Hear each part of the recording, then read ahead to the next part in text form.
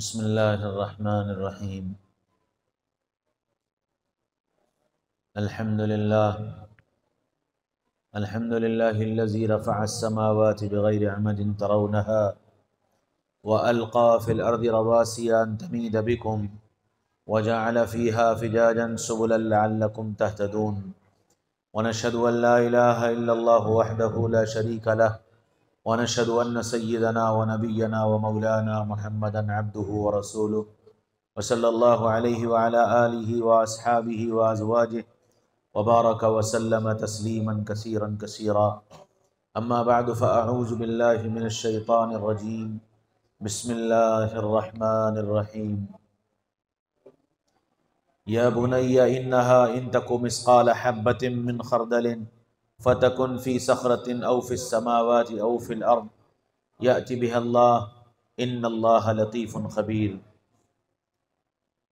वक़ाल रसूलुल्लाहि सल्लल्लाहु तआला अलैहि वसल्लम तरक्तु फ़ीकुम अमरैन इन तमस्सक्तुम लन तज़िल्लु अबदा किताबल्लाह व सुन्नत रसूलिहि सल्लल्लाहु अलैहि वसल्लम औ कमा क़ाल अलैहिस्सलातु वस्सलाम। काबिल क़द्र काबिल एहतराम हज़रात उलमाए किराम और बहुत ही काबिल क़द्र मेरे भाइयों, दोस्तों, अज़ीज़ों, बुज़ुर्गों और बड़ी उम्मीदों से वाबस्ता मेरी माँओं और बहनों, अल्लाह ताला ने दुनिया में इंसानों को बेशुमार नेमतें अता फ़रमाई हैं और नेमतें इतनी हैं कि कुरान ये कहता है इन तउद्दू निअमतल्लाहि ला तुहसूहा, कि तुम अल्लाह की नेमतों को गिनना चाहो तो गिन नहीं सकते। कितनी नेमतें अल्लाह ने दी, लेकिन इन सारी नेमतों में हर इंसान की ज़िंदगी में एक बहुत बड़ी नेमत औलाद की नेमत है। और ये ऐसी नेमत है जिस पर इंसान का इख्तियार भी नहीं है। व यहबु लिमन यशाउ इनासा, जिसको चाहा लड़की दी। व यहबु लिमन यशाउ ज़ुकूर, जिसको चाहा लड़के दिए। व युज़व्विजुहुम ज़ुकराना व इनासा, जिसको चाहा लड़के लड़की दोनों दे दिए। व यजअलुहु अक़ीमा, और जिसको चाहा बे औलाद कर दिया। ये औलाद की नेमत उनसे पूछो जिनके पास औलाद नहीं है। लेकिन अल्लाह ताला ने ये जो नेमत दी है, ये नेमत असलन हमारी आजमाइश है, हमारा इम्तिहान है। और इम्तिहान इसलिए है कि औलाद को देकर उसकी तालीम, उसकी तरबियत, उसकी देखरेख, ये सब हमारे ज़िम्मे है। और इसमें कोताही पर हमारी पकड़ होगी। हमने औलाद की अच्छी तरबियत न की, अच्छी तालीम न दिलाई, अच्छे अखलाक न बनाए, अच्छा किरदार न बनाया, तो कल क़यामत के मैदान में हमसे इसकी पूछ होगी। हम इनके ज़िम्मेदार हैं। और ये तरबियत का मरहला पहले दिन से शुरू हो जाता है। बच्चा जब दुनिया में आता है, वहाँ से सिलसिला शुरू हो जाता है, क्योंकि दुनिया की वाहिद मखलूक है इंसान, जो बिल्कुल जाहिल दुनिया में आती है। वल्लाहु अखरजकुम मिन बुतूनि उम्महातिकुम ला तालमून शैआ, कि तुम दुनिया में इस तरह आते हो कि तुम कुछ भी नहीं जानते। न उठना, न बैठना, न खाना, न पीना, न बोलना, न समझना, न चलना, न पकड़ना, कुछ नहीं जानते। और इतनी जाहिल, इतनी कमज़ोर इस मखलूक की सारी तरबियत ज़िम्मे की माँ के और बाप के, कि अब तुम्हारे ज़िम्मे है इसकी तरबियत। तो माँ बाप पहले दिन से उसकी तरबियत की फिक्र में लग जाते हैं, उसकी ज़रूरतों को पूरा करने में लग जाते हैं। उसकी गर्मी, उसकी सर्दी, उसका पेशाब पाखाना, उसका नहलाना धुलाना, उसको साफ सुथरा रखना, उसकी बीमारी तो उसका इलाज, उसकी सेहत, सारी चीज़ों की जिम्मेदारी पहले दिन से माँ बाप के जिम्मे। फिर ये बड़ा हो तो फिर बोलना सिखाना, खाना सिखाना, अच्छा और बुरा बताना, सही और गलत बताना, ये भी माँ बाप के जिम्मे। अच्छा, चूंकि इंसान दुनिया में कोई जबान भी लेकर के नहीं आता, दुनिया की वाहिद मखलूक है इंसान, वाहिद मखलूक जिसकी अपनी कोई जबान नहीं। बाकी सारी मखलूक की अपनी जबान है, जितनी मखलूक़ात हैं सबकी अपनी जबान है। एक इंसान बेचारा ऐसा है जिसकी अपनी कोई जबान नहीं। आप कहेंगे जी वो कैसे, हम सब बोलते तो हैं, आप कह रहे हो जबान नहीं। बकरी हिंदुस्तान में पैदा हो तो में बोलती, और अमेरिका में पैदा हो तो में बोलती, और अरब में पैदा हो तो में बोलती, और चाइना में पैदा हो तो में बोलती। क्यों? ये उसकी अपनी जबान है। तोता हिंदुस्तान में हो तो टेंटे, और अमेरिका में हो तो टेंटे, और फ्रांस में हो तो टेंटे, और मिस्र में हो तो टेंटे। क्यों? ये उसकी अपनी जबान। और इंसान अरब में पैदा हुआ तो अरबी बोलने लगा, अमेरिका में पैदा हुआ तो इंग्लिश बोलने लगा, फ्रांस में पैदा हुआ तो फ्रेंच बोलने लगा, चाइना में पैदा हुआ तो चाइनीज बोलने लगा, स्पेन में पैदा हुआ स्पेनिश बोलने लगा, हिंदुस्तान में पैदा हुआ तो उर्दू बोलने लगा। फिर हिंदुस्तान में भी तमिलनाडु में पैदा हुआ तो तमिल बोलने लगा, आंध्रा में पैदा हुआ तो कन्नड़ बोलने लगा, केरला में पैदा हुआ तो मलयालम बोलने लगा। फिर यूपी में आ जाओ तो मशरिकी यूपी में पैदा हुआ तो लहजा अलग, और मगरिबी यूपी में पैदा हुआ तो लहजा अलग, शहर का रहने वाला तो लहजा अलग, गांव का रहने वाला तो लहजा अलग, पैसे वाला तो लहजा अलग, गरीब तो लहजा अलग। क्यों? इसकी अपनी कोई जबान नहीं, इसकी अपनी कोई जबान नहीं, जैसा सुनता है वैसा बोलने लगता है। अच्छा, और अगर इसको सुनने को न मिले तो ये गूंगा बन जाता है। आपने कोई जानवर गूंगा देखा? कोई जानवर कभी कहीं गूंगा मिला हो? क्यों? इसलिए कि वो उनकी अपनी जबान है। और इंसान ये अगर सुने नहीं तो ये गूंगा हो जाता है। इसलिए पैदाइशी अगर कोई बच्चा बहरा होता है तो वो तय है कि गूंगा होगा। कोई बच्चा पैदाइशी बहरा हो तो वो ये बात तय है कि गूंगा होगा, और उसको बोलना नहीं सिखाया जा सकता। मैं यमन गया तो यमन में देहातों में मैं गया तो एक इलाके में एक साहब मुझे ले गए जंगल, और जंगल में वहां उन्होंने एक बच्चे से मेरी मुलाकात कराई जिसकी 15-16 साल की उम्र थी। तो वो जानवरों की बोली बोलता था और इंसानों की बोली ना बोल पाता था ना समझ पाता था। तो हमने पूछा भाई ऐसा क्यों? कि ये पैदाइश से जंगल में रहा, इंसानों के बीच में रहा ही नहीं, इसलिए इसे इंसानों की जबान ही नहीं आती। पता ये चला कि इंसान की अपनी कोई जबान नहीं। तो अब मां बाप सिखाएंगे इस बच्चे को बोलना, मां बाप सिखाएंगे। तो अब मां बाप ने अगर तू तड़ाक सिखा दिया तो ये बच्चा तू तड़ाक से बोलने लगेगा, और मां बाप ने आप जनाब सिखाया तो ये आप जनाब से बोलेगा। मां बाप ने चीखना चिल्लाना सिखा दिया तो ये चीखने चिल्लाने वाला बन जाएगा। मां बाप ने इसको आवाज पस्त रखने वाला बना दिया तो इसकी आवाज पस्त हो जाएगी। फिर कुरान ने बताया कि तुमको इसकी तरबियत इस लाइन से कैसे करनी। तो क्या कहा, इन अनकरल अस्वाति लसौतुल हमीर। देखो, चीखना चिल्लाना ये गधों का काम, इंसानों का काम नहीं। इसलिए चीखा चिल्लाया मत करो। पता यह चला कि बच्चों को आहिस्ता बोलने की तरबियत दी जाए कि आहिस्ता बोलो। चीखना चिल्लाना ये शरीफों का, इंसानों का काम नहीं है।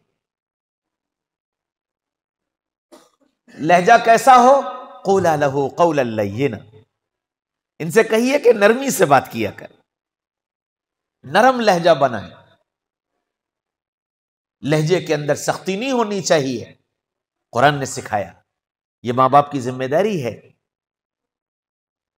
तो बोलना सिखाना, खाना सिखाना। अगर खाने को खाने के आदाब के साथ मां बाप ने खाना सिखा दिया तो यह बच्चा खाने के आदाब के साथ खाने को खाने वाला बन जाएगा। और अगर खाने को खाने के आदाब के साथ खाना नहीं सिखाया गया तो फिर यह बच्चा बेअदबी के साथ खाएगा, गंदगी के साथ खाएगा, उल्टा सीधा खाएगा। अब खाने का अदब बताया कि खाना कैसे खाना है, तो अल्लाह के नबी सल्लल्लाहु अलैहि वसल्लम ने बताया कि दस्तरखान बिछाओ, हाथ धो, बैठकर खाओ, अल्लाह का नाम लेकर खाओ, दस्तरखान पर बैठकर दुनिया की बातें मत करो। ये सारी चीजें बताई गई। तो गोया अब यह माँ बाप के जिम्मे है कि ये बच्चों को खाना सिखाएं, पीना सिखाएं कि पानी कैसे पीना है। अल्लाह के नबी ने बताया पानी कैसे पियो, बैठकर पियो, 3 सांस में पियो, देखकर पियो। अब अगर यह सिखाया गया तो यह पानी बच्चा बैठकर पिएगा, देखकर पिएगा, 3 सांस में पिएगा, अल्लाह का शुक्र अदा करेगा। और नहीं सिखाया गया तो यह खड़े होकर के जानवरों की तरह गट गट गट गट गट पी लेगा। तो सारी तरबियत, एक एक चीज मां बाप के जिम्मे की गई। मां बाप बनना कोई खेल नहीं है। मां बाप बनना कोई खेल नहीं है। मां बाप बनने के लिए तरबियत हासिल करना जरूरी, और हम इसको तरबियत की चीज ही नहीं समझते। मौलाना साहब के पास, मुफ्ती साहब के पास जाकर के ये तो पूछते हैं कि जी वो आज सहरी में उठे थे और सहरी कर ली थी और मिसवाक कर रहे थे, वजू करने खड़े हुए थे, ऐसा लगा कि पानी हलक में चला गया, रोजा टूट तो नहीं गया कहीं? मौलवी साहब रोजे में नाखून काट सकते हैं, रोजे में सर में तेल लगा सकते हैं। हम इन चीजों को पूछते हैं क्यों? इसलिए कि इसको दीन समझते हैं। ये समझते हैं कि कहीं ऐसा ना हो मेरा रोजा खराब हो जाए।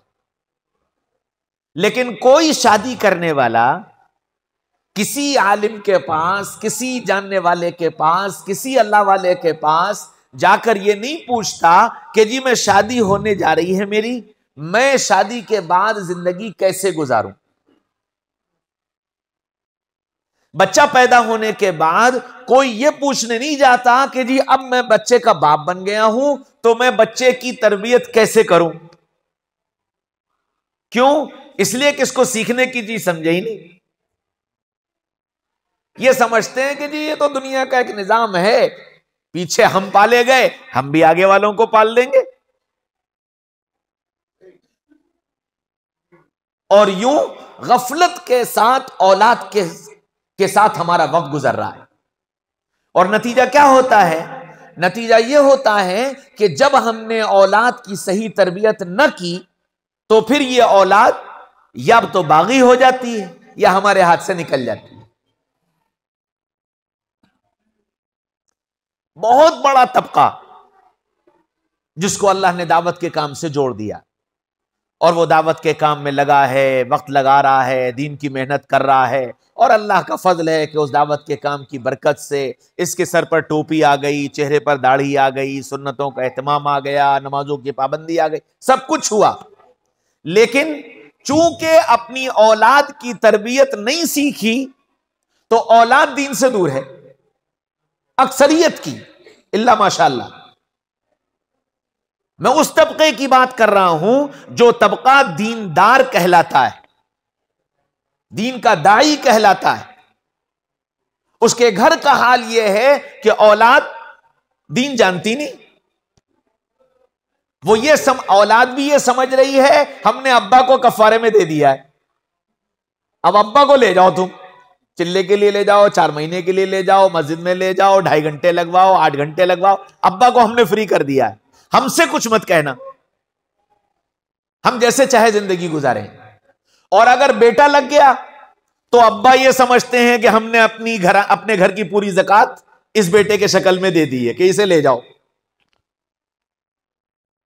या फिर याद आती है तबलीग वालों की कब, जब बच्चा कमा कर नहीं देता, कहना मानकर नहीं देता, तो क्या कहते हैं कि जी मैं अपने घर से एक आदमी दूंगा, इसका आप चिल्ला नहीं 4 महीना लगवा दो, खर्चा मैं उठाऊंगा। मैं माशाल्लाह बड़े सखी हो गए आप, क्या बात है कि जी ये किसी काम का नहीं, ले जाओ इसे काम का बना दो। जो काम मेरे जिम्मे था उसको काम का बनाना, उसको मैंने काम का नहीं बनाया, अब मैं दूसरों से कह रहा हूं इसे काम का बना दो। जो जमाना था उसको काम के बनाने का, उस जमाने में मैंने उससे लापरवाही बरती। जिस जमाने में वो बनने वाला था उस जमाने में मैंने उसे बिगड़ने का मौका दे दिया। अब जब वो बिगड़ गया तो ये कहते हो कि तुम बना दो, तुम बना दो, तुम बना दो। मेरे भाइयों, दोस्तों, अजीजों, बुजुर्गों, जैसे नमाज का सीखना जरूरी है, जैसे नमाज का सीखना जरूरी, जैसे हज का सीखना जरूरी, इसी तरह औलाद की तरबियत करना और औलाद की तरबियत को सीखना जरूरी कि हम औलाद की तरबियत कैसे करें। अल्लाह के नबी सल्लल्लाहु अलैहि वसल्लम ने मौके मौके से हमको बताया। पहली बात बताई, बच्चा पैदा हो तो क्या करो कि जी सबसे पहले उसके कान में अजान दो। क्यों? ताकि दुनिया में आकर सबसे पहली आवाज अल्लाह की अजमत, अल्लाह की बड़ाई, अल्लाह की वहदानियत, आखिरत का यकीन, कामयाबी के असबाब, ये सारी चीजें पहली आवाज उसके कानों में इसकी पहुंच जाए।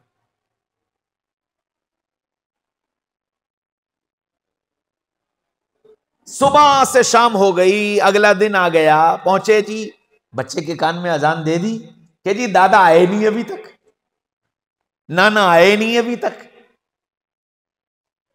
दादा नाना के इंतजार में 2 दिन गुजर गए और अब तो माशाअल्लाह बच्चा शायद दुनिया में आकर के सबसे पहली चीज मोबाइल ही देखता है,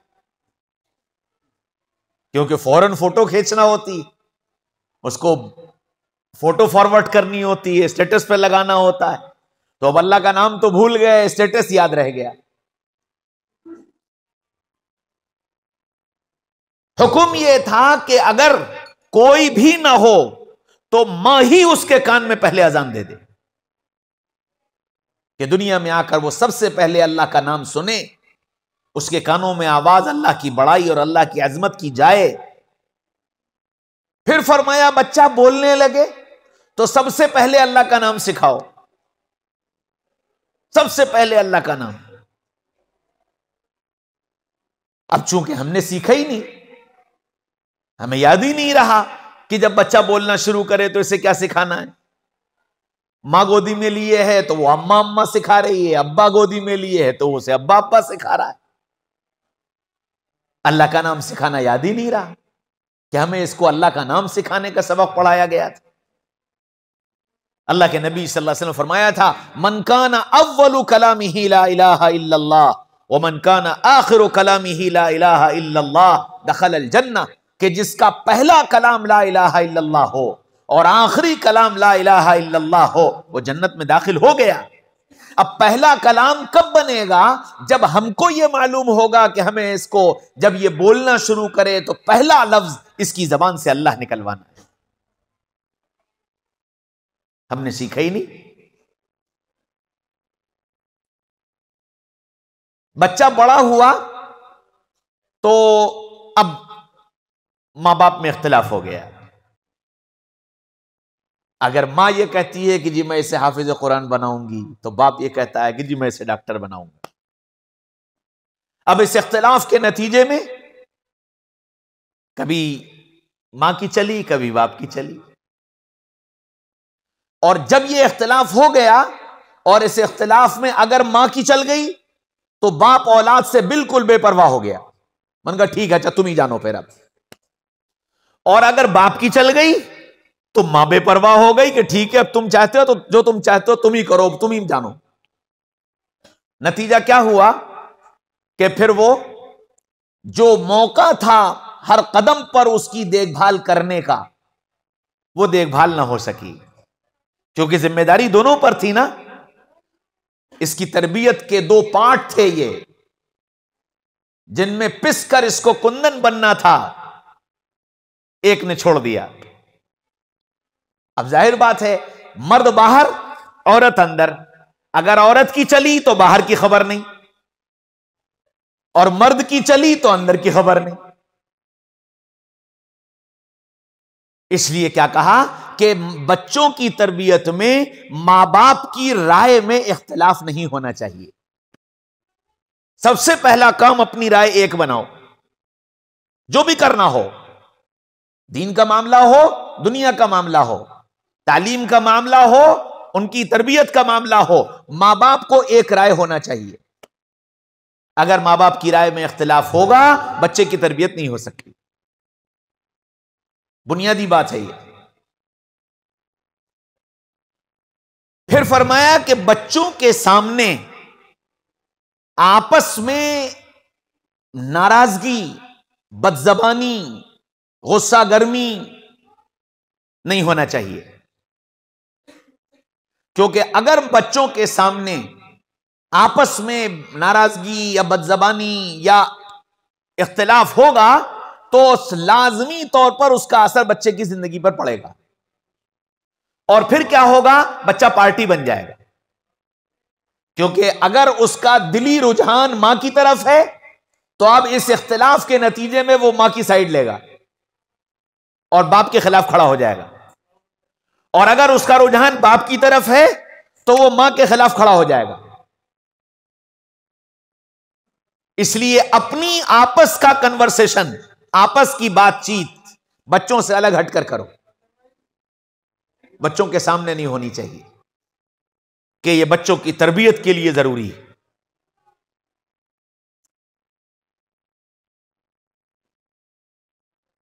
अल्लाह ताला ने सारे रिश्ते खुद बनाए हैं। इंसान के सारे रिश्ते अल्लाह ने खुद बनाए हैं। बाप, मां, चचा, मामू, खाला, फूफी, ये सारे रिश्ते अल्लाह के बनाए हुए हैं। किसी इंसान को यह इख्तियार नहीं है कि अपनी पसंद से किसी को मामू बना ले, अपनी पसंद से किसी को चचा बना ले, अपनी पसंद से किसी को खाला बना ले, अपनी पसंद से किसी को फूफी बना ले। ये इंसान के इख्तियार में नहीं, ये सारे रिश्ते अल्लाह ने बनाए। लेकिन एक रिश्ता बनाने का इख्तियार इंसान को दिया, और वो रिश्ता दोस्ती का है, कि दोस्ती का रिश्ता तुम खुद बनाओगे। अच्छा जी, अब जब दोस्ती का रिश्ता बनाने का इख्तियार हमको दे दिया तो फिर जाहिर बात है कि अब हम दोस्त किसे बनाएंगे? हम जैसे होंगे। अल जिन्सु यमीलु इलल जिन्स, आदमी जैसा होता है वैसों की तरफ जाता है। एक बात। दूसरी बात यह है कि चूंकि नफ्स भी है, शैतान भी है, गफलत भी है, माहौल भी है, ये सारी चीजें हैं, तो फिर क्या होगा कि बुरी आदतें अच्छी लगेंगी। उसके नतीजे में फिर ये बच्चा जिसको दोस्ती की जरूरत है, ये दोस्त वो तलाश करेगा जिसमें इसकी नफसानी ख्वाहिश पूरी हो रही होगी। यारे बद बदतर बुवत अजमारे बद, के बुरा दोस्त सांप से भी ज्यादा खतरनाक है। बुरा दोस्त सांप से भी ज्यादा खतरनाक है। कि सांप के कांटे का तो इलाज मुमकिन है, लेकिन इंसान के कांटे का इलाज मुमकिन नहीं।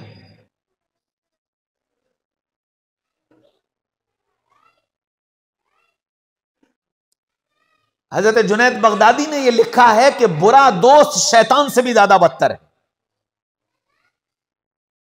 बुरा दोस्त शैतान से भी ज्यादा बदतर है। तो उनसे पूछा गया, हजरत वो दोस्त बुरा सही लेकिन है तो मुसलमान, है तो कलमा पढ़ने वाला, और आप ये कह रहे हैं कि वो शैतान से ज्यादा बदतर है। फरमाया कि शैतान किसी काम को जबरदस्ती करवाता नहीं है, शैतान बुरे काम का वसवसा डालता है। शैतान बुरे काम का वसवसा डालता है, बुरा काम हाथ पकड़ के करवाता नहीं है। और बुरा दोस्त बुरा काम हाथ पकड़कर करवा देता है। बुरा दोस्त बुरा काम हाथ पकड़कर करवा देता है। शैतान वसवसा डालता है, इख्तियार मेरे हाथ में है, चाहूं करूं और चाहूं ना करूं। लेकिन बुरा दोस्त बुरा काम जबरदस्ती करवा देगा मेरे न चाहने के बावजूद। जैसे एक नौजवान सिगरेट नहीं पीता, दोस्ती हो गई सिगरेट पीने वाले से। एक बार कहा यार पी लो, कहने ना मैं नहीं पीता। फिर दोबारा अरे पी के तो देखो, उसने फिर मना कर दिया कि नहीं मैं नहीं पीता। अरे एक कश लेने में क्या हरज है, लेके तो देखो। वो फिर नहीं माना तो उसने उसका हाथ पकड़ा और जबरदस्ती उसके मुंह में लगा दी। शैतान ये काम नहीं करता, शैतान ये काम नहीं करता। इसलिए मां बाप से ये कहा कि ये देखो कि बच्चों की दोस्ती किससे, एक बात। और दूसरी बात ये कि ये रिश्ता चूंकि अल्लाह ताला ने बनाने का जज्बा हर इंसान के अंदर रखा है, तो ये तो बात तय है कि वो दोस्त बनाएगा। तो तजर्बेकार लोगों ने यह बताया कि तुम अपनी औलाद के दोस्त बन जाओ, तुम अपनी औलाद के दोस्त बन जाओ, क्योंकि अगर तुम दोस्त बन जाओगे तो यह बाहर दोस्त तलाश नहीं करेगा, और अगर तुम दोस्त ना बने तो यह बाहर दोस्त तलाश करेगा। इसलिए मां बाप से यह कहा कि तुम इनके दोस्त बन जाओ। क्यों? कि इनसे इनकी जरूरत, इनकी हाजत, इनकी परेशानी, इनके मसाइल, इसको सुनो और सुनकर उसका हल पेश करो। कितना बुरा सा बुरा मसला हो, कितनी बुरी से बुरी आदत हो, औलाद से यह कहो बेटा तुम हमें बताओ, हम तुम्हारे मसले का हल निकालेंगे। तुम्हें परेशान होने की जरूरत नहीं, जो भी तुम्हारा मसला है हम हैं ना तुम्हारे पास, हमें बताओ, हम हल निकालेंगे।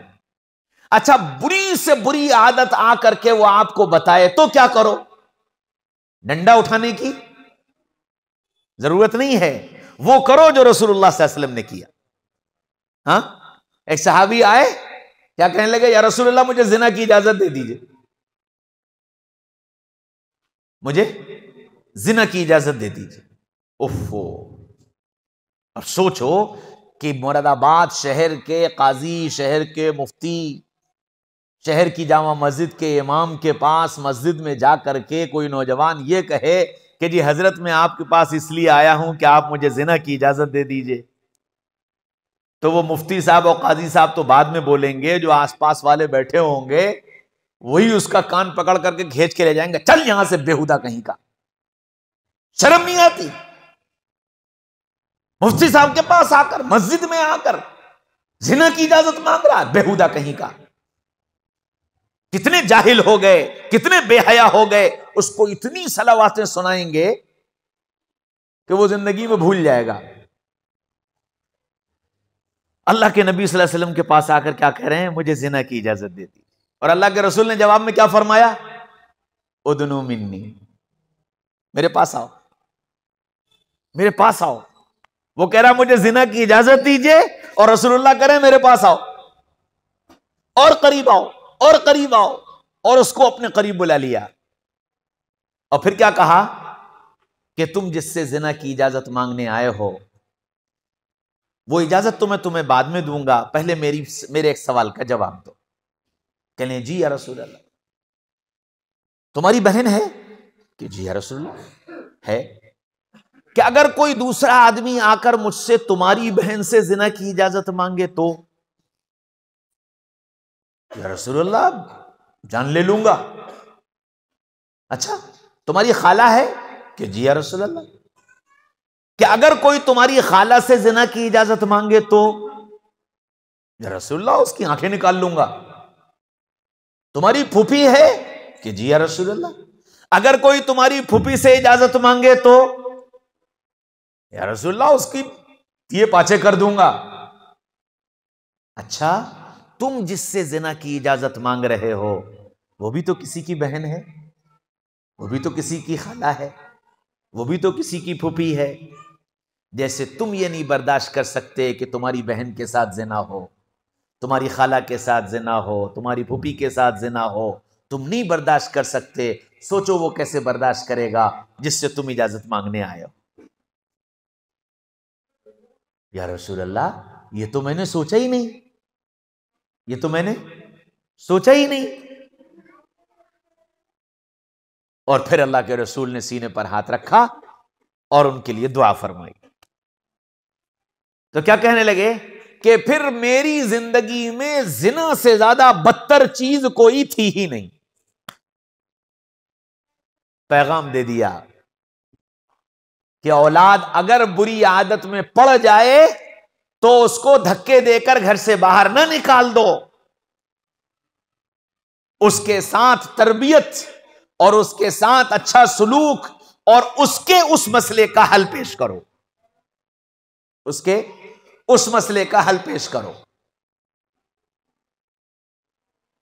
बच्चों की तालीम और तरबियत में यह जरूरी नहीं है कि हर बच्चा आलिम बन जाए, हर बच्चा डॉक्टर बन जाए, हर बच्चा इंजीनियर बन जाए, हर बच्चा हमारी सोच के मुताबिक तालीम के सारे दराजात हासिल कर ले।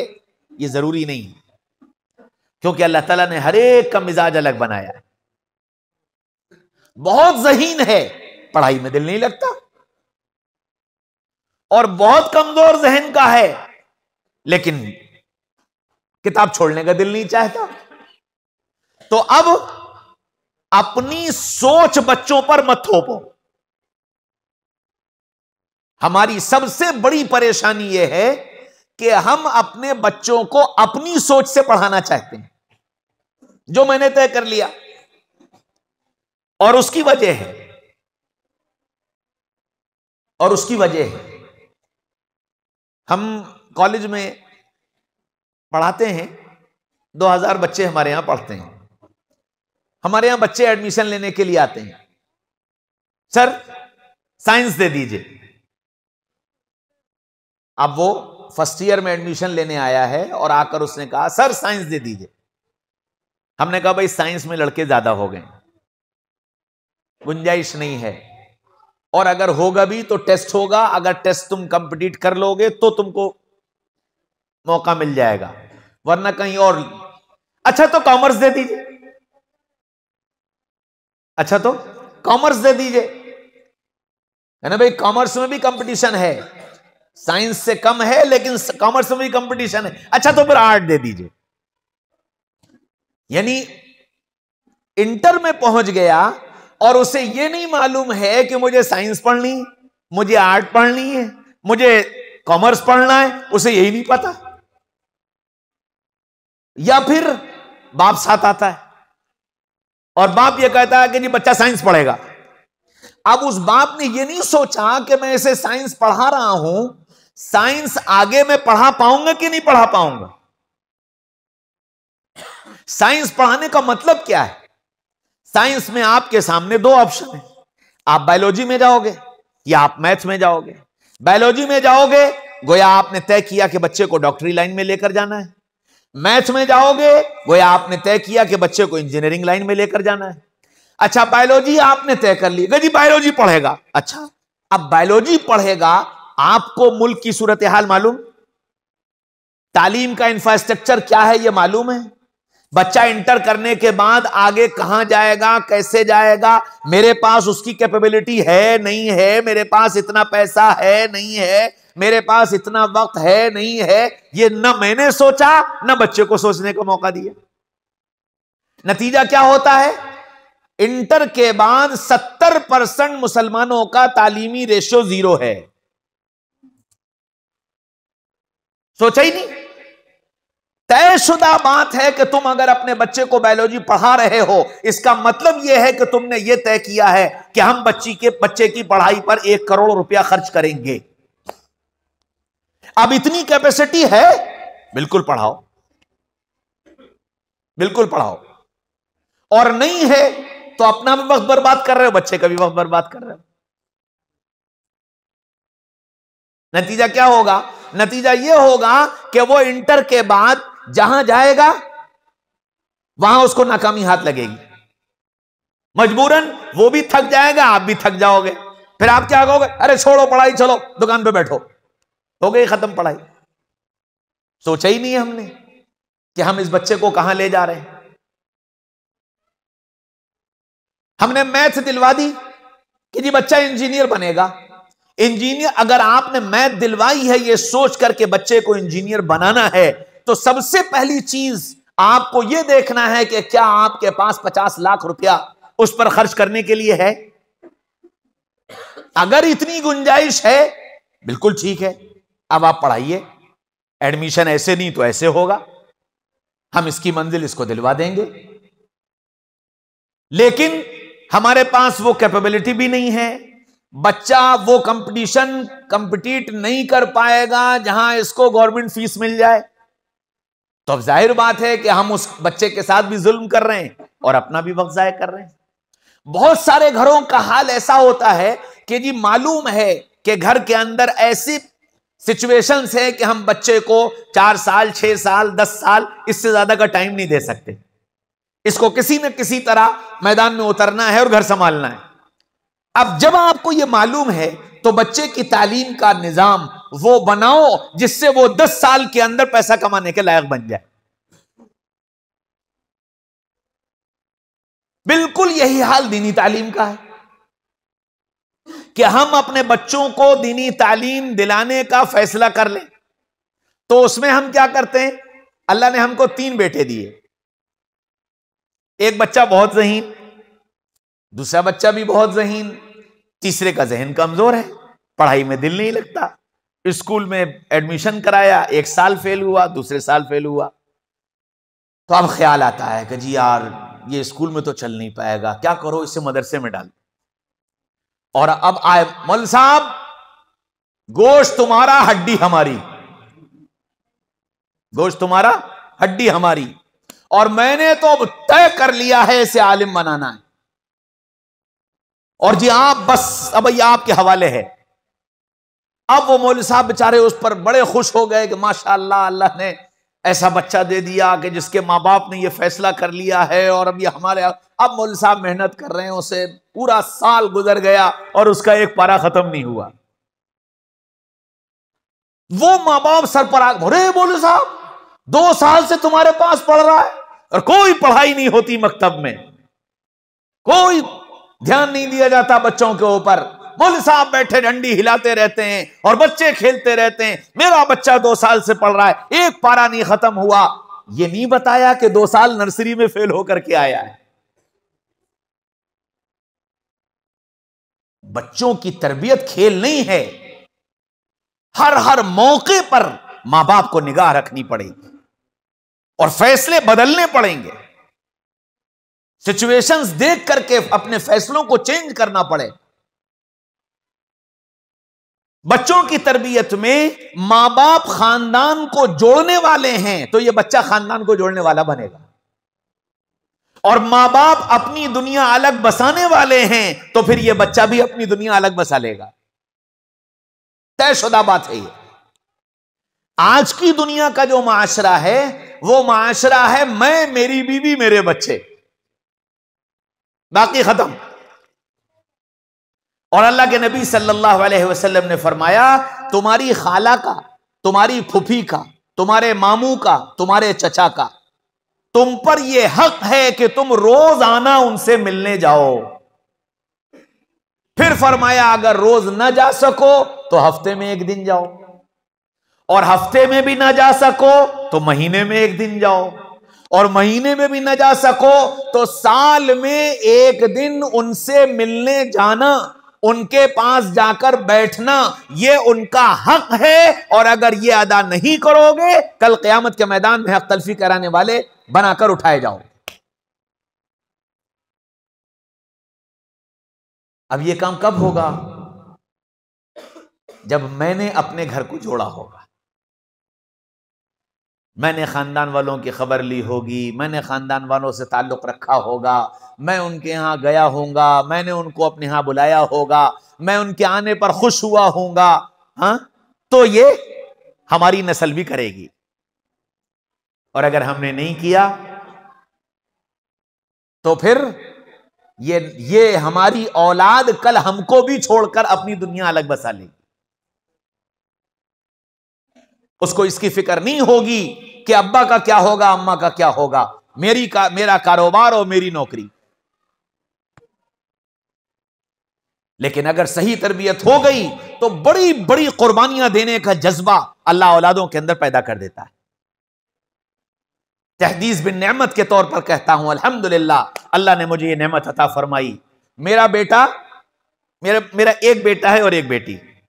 मेरे बेटे की सरकारी मुलाजमत लगी एक दूसरे शहर में, अपॉइंटमेंट लेटर आ गया, सब कुछ हो गया। उसने मुझसे यह कहा कि अब्बा पैसा तो आ जाएगा, मैं वहां चला जाऊंगा, बहुत सहूलत की नौकरी है, पैसा कमा लूंगा, लेकिन मैं भी अकेला हो जाऊंगा और आप भी अकेले हो जाएंगे। मुकद्दर की रोजी अल्लाह ने लिख रखी है, मिलकर रहेगी। उसने वो अपॉइंटमेंट लेटर वापस भेज दिया कि नहीं, मैं ये नौकरी नहीं करूंगा। खालिस ये अल्लाह का इनाम है, अल्लाह का फजल है, अल्लाह ने इतनी बड़ी नेमत मुझे अता फरमाई। तो हम अगर जोड़ेंगे तो औलाद जोड़ने वाली बनेगी।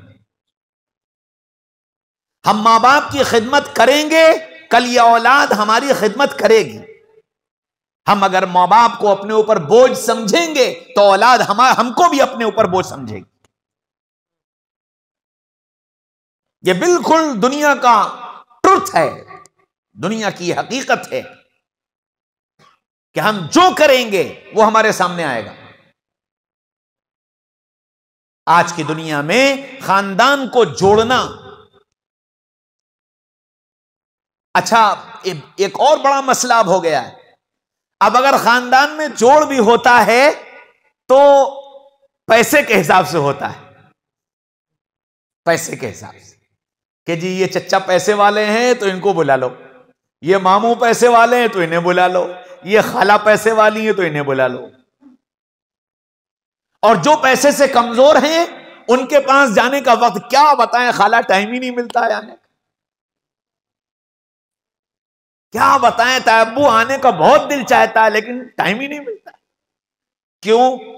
इसलिए कि तैयब्बू के पास माल नहीं है, खाला के पास माल नहीं है, तो रिश्तेदारियां माल को देखकर निभाई जा रही हैं और बनाई जा रही हैं। ये बहुत कड़वी हकीकतें हैं जो मैं आपसे कह रहा हूं। हो सकता है मेरी बात आपको बुरी लगे, लेकिन ये वो हकीकतें हैं जो रोजाना सामने आ रही हैं, रोजाना देख रहे हैं, सुन रहे हैं। आप लोगों ने उन्वान दे दिया था मुझे कि इस उन्वान पे बात करनी है, इसलिए ये बात कर रहा हूं। मेरे भाइयों, दोस्तों, अजीजों, बुजुर्गों, औलाद की तरबियत बहुत बड़ा काम है। यानी एक इंसान को बनाना, वो एक इंसान अगर बन गया तो न जाने कितनों को बना देगा। और वो एक इंसान अगर बिगड़ गया तो न जाने कितनों को बिगाड़ देगा। फिर बेटा और बेटी, बेटी की तरबियत किन उसूलों पर करनी है, किन बुनियादों पर करनी है, वो बिल्कुल अलग है।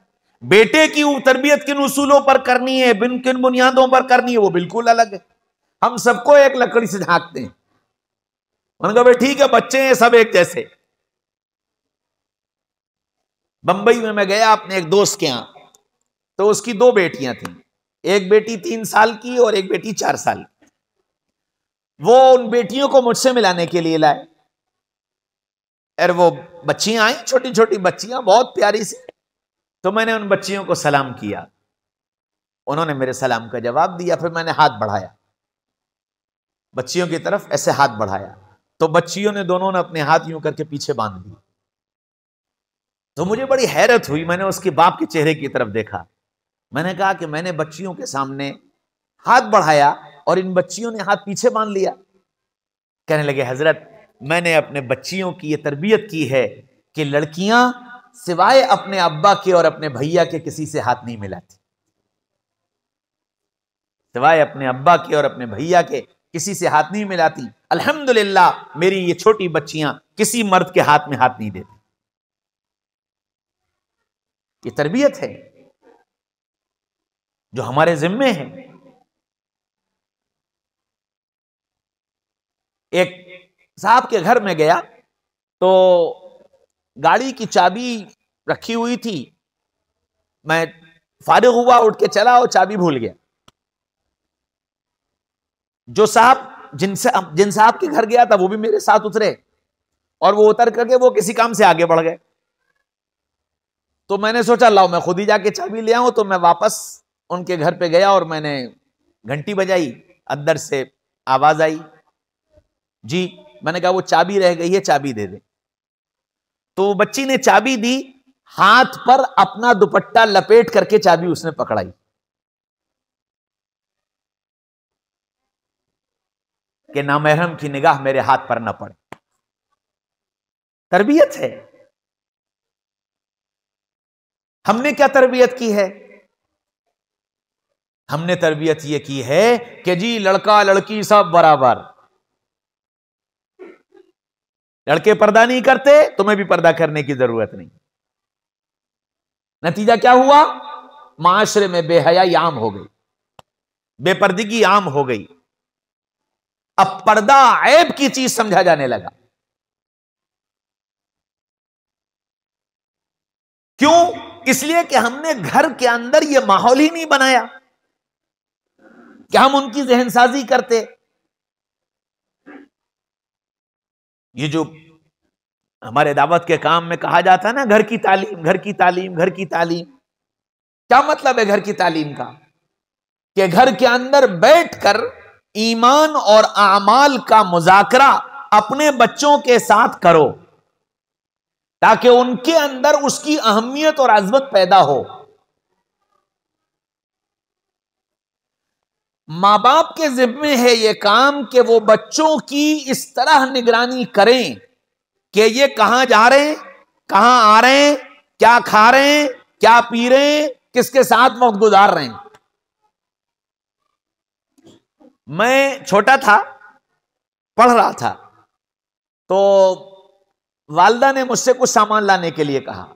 मैं सामान लेने चला गया, वहां सामान लिया, उसके पास टूटे पैसे नहीं थे, तो उसने एक टॉफी दे दी मुझे, कॉफी बाइट। अब वो टॉफी दे दी, मैंने खा ली। वो टॉफी खा करके मैं घर आया, और घर आया तो मुंह में टॉफी खत्म हो चुकी थी। कुंडी खटखटाई, वालिदा ने दरवाजा खोला, तो वो कॉफी वाली टॉफी खाई थी, उसकी स्मेल मेरे मुंह में थी। दरवाजा खुलते ही वालिदा को वो स्मेल महसूस हुई। अच्छा, कॉफी की स्मेल और सिगरेट की स्मेल शायद कुछ मिलती जुलती होती है, तो हमारी वालिदा को एकदम यह लगा कि शायद मैं सिगरेट पीकर आया हूं। तो वालिदा ने वहीं दरवाजे पर मुझसे कहा, तुम सिगरेट पीकर आए हो? मैंने कहा नहीं अम्मी, हम सिगरेट कहां पिएंगे, आप भी कैसी बात करती हैं। कहनी मुंह खोलो। उन्होंने मेरा मुंह खुलवाकर मुंह सूंघा, फिर मैंने कहा कि आपने जो पैसे दिए थे, दुकानदार के पास टूटे पैसे नहीं थे, उसने एक कॉफी बाइट टॉफी दे दी थी, वो मैंने खा ली। तो वालिदा ने यह कहा कि रास्ते में क्यों खाई, घर लाकर खाना चाहिए था ना, सड़क पर खाना शरीफों का काम तो नहीं। और आज हम बच्चे को पैसा देते हैं, जाओ बेटा बाहर खा लेना। अब क्या खा लेना, इससे कोई मतलब वास्ता नहीं। फिर नतीजे में वो गुटखा खाने लगे, वो तंबाकू खाने लगे, वो नशावर चीजें खाने लगे, वो सिगरेटें पीने लगे। फिर रोते, हाय बच्चा बिगड़ गया, बुरी सोहबत में पड़ गया, बुरी आदतें लग गई। कहां से लग गई? वहां से लगी जब आपने फिक्र नहीं की थी, जब आपने ध्यान नहीं दिया था। तो मेरे भाइयों, दोस्तों, अजीजों, बुजुर्गों, तरबियत एक पूरा मजमून है, पूरा चैप्टर है कि हर मां बाप को यह अब तय करना पड़ेगा कि हम इसको सीखें कि हमें अपने बच्चों की तरबियत कैसे करनी। एक एक चीज आपने सैकड़ों वाकयात सुने होंगे कि बच्चा मां नमाज की आदी थी तो बच्चा नमाज पढ़ने लगा, मां कुरान की आदी थी तो बच्चे को कुरान याद हो गया। यह सब कब होता है? जब वो जो तरबियत का जमाना है, उस तरबियत के जमाने में मां बाप की फिक्र होती है कि इन बच्चों के अंदर ये चीज पैदा हो, ये चीज पैदा हो। वो हो ही नहीं सकता कि फिक्र की जाए और ना हो। हज़रत ख्वाजा मोइनुद्दीन चिश्ती रहमतुल्लाह अलैह का वाकया लिखा है कि आप जब संजर से अजमेर तक का सफर करके वापस लौटे हैं और 90 लाख इंसानों ने आपके हाथ पर तौबा की है और उनकी जिंदगियां बदली हैं, तो मां ने उनको पकड़ लिया और मां ने कहा, मोइनुद्दीन सुन, तू बड़ा खुश नजर आ रहा है। अम्मा आप खुद बताइए, क्या यह खुशी की बात नहीं है कि इतने इंसानों की तौबा अल्लाह ने मेरे हाथ पर करा दी और इतने इंसान जहन्नम की आग से बच गए? क्या ये खुशी की बात नहीं है? इसमें तेरा कोई कमाल नहीं है मोइनुद्दीन, इसमें तेरा कोई कमाल नहीं है, ये सब मेरी वजह से हुआ है। अम्मा आपने क्या किया कि तुझे मालूम है जब से मैं तुझसे उम्मीद से हुई, मैं रोजाना 1000 मरतबा इस्तग़फ़ार पढ़ा करती थी और अपने अल्लाह से चुपके चुपके माफी मांगा करती थी, ए अल्लाह मेरे गुनाहों की नहुसत और मेरे गुनाहों के असरात मेरे बच्चे पर न डालिए। तुझे मालूम है जिस दिन से मैं तुझसे उम्मीद से हुई, मैं रोजाना 1000 मरतबा अपने नबी पर दुरूद पढ़कर भेजा करती थी और चुपके चुपके ये दुआएं किया करती थी, ए मेरे रब, मेरे नबी की सिफात मेरे बच्चे के अंदर पैदा फरमा दे। तुझे मालूम है जिस दिन से मैं तुझसे उम्मीद से हुई, रोजाना 1000 मरतबा अपने अल्लाह की बड़ाई, अपने अल्लाह की तारीफ, अपने अल्लाह की तस्बीह बयान किया करती थी और ये दुआएं किया करती थी, ए मेरे रब, मेरे बेटे, मेरे आने वाली औलाद के सीने को अपनी वहदानियत से भर दे, अपनी मोहब्बत से भर दे और अपनी बड़ाई की अजमत इसके दिल में उतार दे। ये चुपके चुपके मैं अपने अल्लाह से मांगा करती थी। और मोइनुद्दीन तुझे पता है 9 महीने ये काम मैंने किया है और फिर जब तू दुनिया में आया, मैंने कभी तुझे बगैर वजू के दूध नहीं पिलाया, मैंने कभी तुझे बगैर वजू के दूध नहीं पिलाए। और तुझे पता है जब तू बड़ा हुआ, खाने के लायक बन गया, मैंने कभी तेरे पेट में हराम का लुकमा नहीं जाने दिया। और मोइनुद्दीन ये मैं तुझे कभी ना बताती, ये मैं तुझे कभी ना बताती, लेकिन तेरा चेहरा देखकर और तेरी खबरें सुनकर मुझे डर ये लगा कि तेरे अंदर किब्र पैदा हो जाएगा, मेरी वजह से ये हो गया और मेरी वजह से ये हो गया, इसलिए तुझे बताती हूं ये तेरा कमाल नहीं है, ये इस सारी मेहनत और मुजाहिदे का असर है, ये अल्लाह ने तुझसे इतना बड़ा काम लिया। मैंने तुमने कितनी फिक्र की। आज की मां मोबाइल पर ड्रामे देखते हुए दूध पिलाती है, किचन में काम होता है, मोबाइल पे गाने चल रहे होते हैं। दीनदार घरों का हाल बता रहा हूं।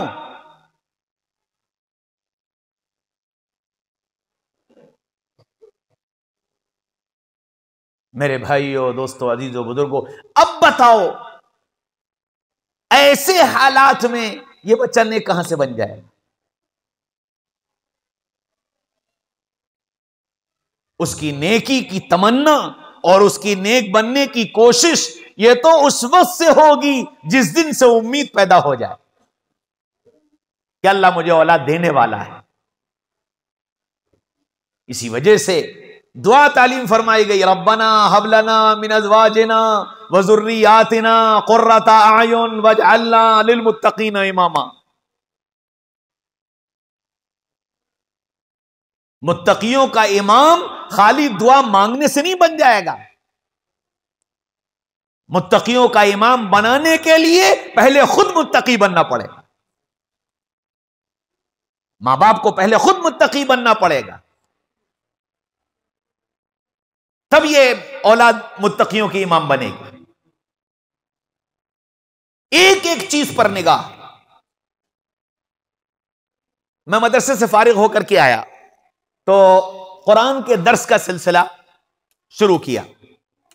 पहला दर्स कुरान का देने के लिए मैं जा रहा था तो वालिद साहब ने मुझसे यह कहा कि अपनी मां से जाकर दुआ कराओ। तो मैं अपनी वालिदा के पास गया। मैंने कहा, अम्मा कुरान का दर्स देने जा रहा हूं, दुआ कर दीजिए। तो अम्मा कहने लगी, बेटा दो बातें याद रखना। पहली बात तो यह कही कि बेटा तकवे वाली जिंदगी इख्तियार करोगे, तकवे वाली जिंदगी इख्तियार करने की कोशिश करोगे तो फतवे पर चल पाओगे।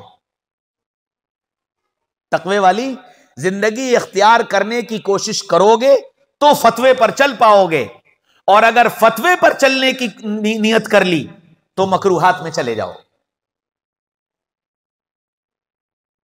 और फतवे पर चलने की नियत कर ली तो मकरूहात में चले जाओ। और फिर दूसरी बात यूं कही कि बेटा कभी अपने इल्म के भरोसे पर बात मत करना, कभी अपने इल्म के भरोसे पर बात मत करना। जब बात करना अल्लाह से मांग कर करना। अपने इल्म के भरोसे पर करोगे किब्र में मुब्तला हो जाओगे, और अल्लाह से मांग कर करोगे तो अल्लाह किब्र से बचा लेगा।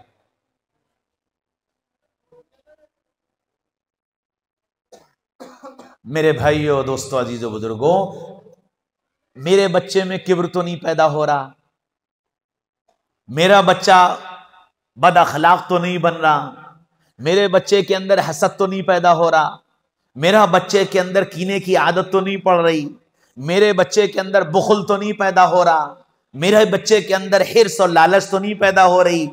ये सारी चीजें तरबियत का एक हिस्सा हैं। इसकी तरबियत करनी पड़ेगी और यह तरबियत सीखनी पड़ेगी कि यह तरबियत कैसे होगी। हमने इन सारी चीजों को सीखना, समझना, करना, इसके बारे में सोचा ही नहीं।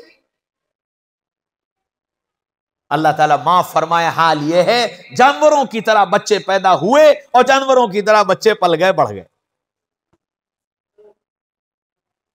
एक मर्तबा एक साहब के यहां बैठे हुए थे, बच्चा बीमार था, बहुत बीमार था, वो परेशान थे। तो उनके नाना, बच्चे के नाना, वो बहुत ज्यादा परेशान थे। तो कहने लगे गुस्से में या झुंझला करके, तुम चोर बनो, डाकू बनो, कुछ बनो, जी जाओ। तुम चोर बनो, डाकू बनो, कुछ बनो, लेकिन जी जाओ। बताओ ऐसी जिंदगी से क्या फायदा। मेरे भाइयों, दोस्तों, अजीजों, बुजुर्गों, एक एक लम्हे पर हमको यह सोचना है कि हमको अल्लाह ताला ने ये जो नेमत दी है, हम इस नेमत को खूबसूरत कैसे बनाएं। इस नेमत को खूबसूरत बनाने की जिम्मेदारी हमारे जिम्मे की गई।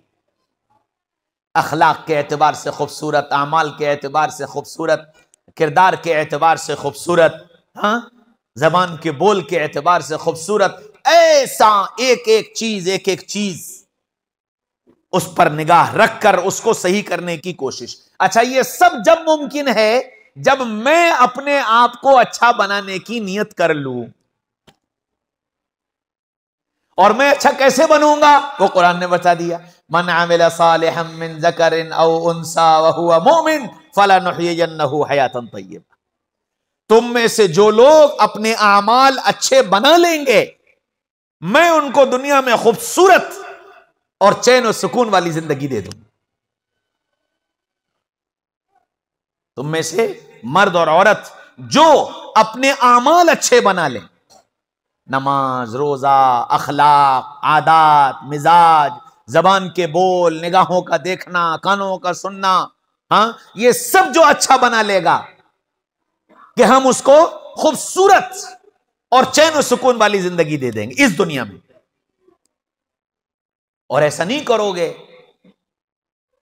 करोगे, अमल अच्छे नहीं बनाओगे तो क्या होगा, मन अअरज़ा अन ज़िक्री फ़इन्न लहू मईशतन ज़न्का, कि तुम अगर मेरी बात नहीं मानोगे, मुझे याद नहीं रखोगे, तो मैं तुम्हारी जिंदगी को उलझनों से, परेशानियों से, मुसीबतों से भर दूंगा, ज़ीक़ बना दूंगा तुम्हारी जिंदगी को। ज़नका कहते हैं ज़ीक़ बना देना, तुम्हारी जिंदगी को ज़ीक़ बना दूंगा कि तुम इस जिंदगी में जीने के बजाय मरना ज्यादा पसंद करोगे। आज सारी दुनिया का सबसे ज्यादा बड़ा मरज डिप्रेशन का मरज है, और यह वो मरज है जिसका इलाज न डॉक्टरों के पास है, न हकीमों के पास है, न वैद्यों के पास है, न तावीज वालों के पास है। किसी के पास इसका इलाज नहीं। इसका इलाज कहां है, अला बिज़िक्रिल्लाहि तत्मइन्नुल क़ुलूब। इसका इलाज अल्लाह को याद रखने में है। हम चूंकि अल्लाह को भूल गए तो अल्लाह ने क्या किया, मईशतन ज़न्का, हमारी जिंदगी को ज़ीक़ बना दिया। सब कुछ है, बेचैनी मुसल्लत हो गई, रातों की नींद उड़ गई, बिस्तरों पर करवटें बदल रहा है, और मौहूम खतरात इसको लग गए, और उन खतरात में फंसकर इसने अपनी जिंदगी को अजीरन बना लिया। तो दुनिया का नुकसान यह है, अल्लाह को भूल जाना, अल्लाह के अहकामात से एराज करना, अल्लाह को याद ना करना। उसका दुनिया का अंजाम यह है कि अल्लाह डिप्रेशन में मुब्तला कर देगा और मसाइल को उलझाता चला जाएगा। और आखिरत की सजा यह है, वनहशुरुहु यौमल क़ियामति अअमा, कि कल क़यामत के मैदान में अंधा बनाकर खड़ा करूंगा। इसलिए मेरे भाइयों, दोस्तों, अजीजों, बुजुर्गों, अल्लाह ने जो नेमतें दी हैं और जो नेमतें हमको मिली हैं, उनकी कदरदानी करें और औलाद की तरबियत को अपने जिम्मे एक इस दुनिया की जिंदगी का बहुत बड़ा काम समझ करके उस तरबियत को जिम्मेदारी से निभाएं। और औलाद की तरबियत के लिए औलाद को वक्त देना पड़ेगा, औलाद को वक्त देना पड़ेगा। मुरादाबाद की तो मैं नहीं कह सकता, हमारे फरोदाबाद का हाल यह है कि जिन माँ बाप के बच्चे स्कूलों में, कॉलेजों में, यूनिवर्सिटियों में, मदरसों में पढ़ रहे हैं, 80% माँ बाप पलटकर बच्चों की खबर नहीं लेते। 80%। दाखिला करा दिया, छुट्टी, रिजल्ट आ जाएगा, वाह वाह माशाअल्लाह, खत्म। साल भर उस बच्चे ने क्या किया, क्या नहीं किया, कुछ पता नहीं। अच्छा, पढ़ाई में इन्हितात दोनों जगह आया, स्कूलों में भी आया, मदरसों में भी आया। स्कूलों का तो हाल यह हो गया कि बच्चा जाए ना जाए, पढ़े ना पढ़े, सरकारी फरमान है कि जी किसी को फेल नहीं कर सकते। तो जी अब मसला हल हो गया। बच्चा पढ़ने जा रहा है, नहीं जा रहा है, मैदान में खेल रहा है, कहीं और वक्त गुजार रहा है, फेल तो होना नहीं है। इसलिए बच्चा भी मुतमईन और मां बाप भी मुतमईन। और बोर्ड का हाल यह है पहले बच्चे के ऊपर एक खौफ मुसल्लत रहता था, बोर्ड का इम्तिहान, बोर्ड का इम्तिहान, एक कयामत होती थी बोर्ड। और बोर्ड का रिजल्ट अगर 13% और 15% और 20% आ गया तो बड़ी कामयाबी समझी जाती थी। और अगर किसी बच्चे के 60% नंबर आ गए तो उसके तो पूरे मोहल्ले में लड्डू बटा करते थे। अब वही बोर्ड का हाल ये हो गया है कि हर बोर्ड इस फिक्र में लगा हुआ है कि जी मैं 99% रिजल्ट दे दूं और मैं 100% रिजल्ट दे दूं। और उस रिजल्ट देने के चक्कर में बच्चा लिखे न लिखे, सही लिखे गलत लिखे, पास होना है सबको। वहां तो ये इन्हितात आया। अच्छा, वो उनके सामने एक मकसद है, उनके सामने मकसद यह है कि हमको दुनिया के सामने अपने मुल्क को एजुकेटेड पेश करना है, क्योंकि दुनिया के अंदर हिंदुस्तान की खानदगी का जो रेशो है बहुत कम है। तो उस रेशो को बढ़ाने के लिए बच्चे ने हाई स्कूल कर लिया, वो पढ़े लिखे में शुमार हो गया। तो वो रेशो बढ़ाने के लिए सबको पास करो ताकि सब पढ़े लिखे हो जाएं। अच्छा, पास कर दो और इस लायक भी ना बनने दो कि हमसे कुछ मांग सके और ये अपनी तालीम को आगे ले जा सके, इसलिए वो सारा निजाम बिगाड़ दिया। और मदरसों का हाल ये हुआ कि मदरसे वाले भी सब इस फिक्र में लग गए कि जी बस जल्दी से दस्तार बन जाए, मेरे यहां से 4 और मेरे यहां से 8 और मेरे यहां से 10 और मेरे यहां से 20। फिर उनकी इल्मी सलाहियत कुछ बनी नहीं बनी, किताबी सलाहियत बनी नहीं बनी, कोई फिक्र नहीं। माफ करें मुझे मदरसे वाले, चूंकि इस देख रहा हूं, मुस्तकिल जाता हूं और मदरसे से फारिग हो गया, कासमी की सनद है उसके पास और उसको मुस्तफा लिखना नहीं आता है।